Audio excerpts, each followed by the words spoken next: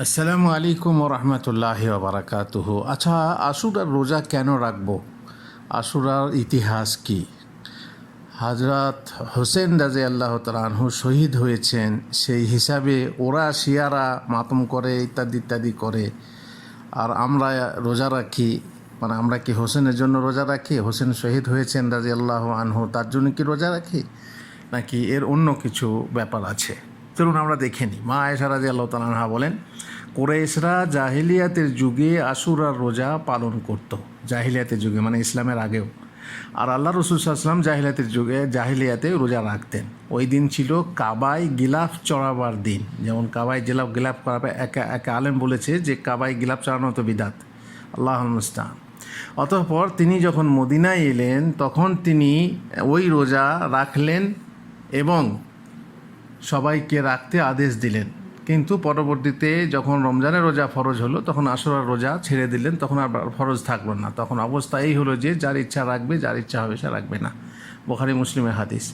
ইবনে আব্বাস রাদিয়াল্লাহু তাআলা আনহু বলেন যে মহানবী সাল্লাল্লাহু আলাইহি ওয়াসাল্লাম যখন মক্কা থেকে হিজরত করে মদিনায় এলেন, এ তো মক্কাই হলো, মক্কায় আশুরার রোজা রাখা হতো। মদিনায় হিজরত করে এসে দেখলেন ইহুদিরা আশুরার দিনে রোজা রাখছে। তিনি জিজ্ঞেস করলেন যে কী ব্যাপার, এটা কি এমন দিন যে তোমরা এই দিন রোজা রাখছো? ইহুদিরা বলল যে হচ্ছে উত্তম দিন, এদিনে আল্লাহ বানি ইসরাইলকে তাদের শত্রু থেকে পরিত্রাণ দিয়েছিলেন, ওই যে নীল নদে। তাই মুসা আলাইহিস সালাম এরই কৃতজ্ঞতা জ্ঞাপনের উদ্দেশ্যে এই দিনে রোজা পালন করেছিলেন, আর সেই জন্যই আমরা এই দিনে রোজা রাখছি বা রেখে থাকি।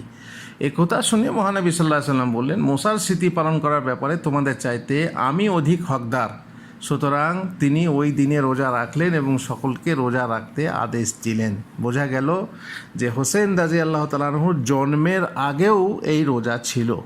তাহলে তার শহীদ হওয়ার সাথে এ রোজার কোনো সম্পর্ক নেই।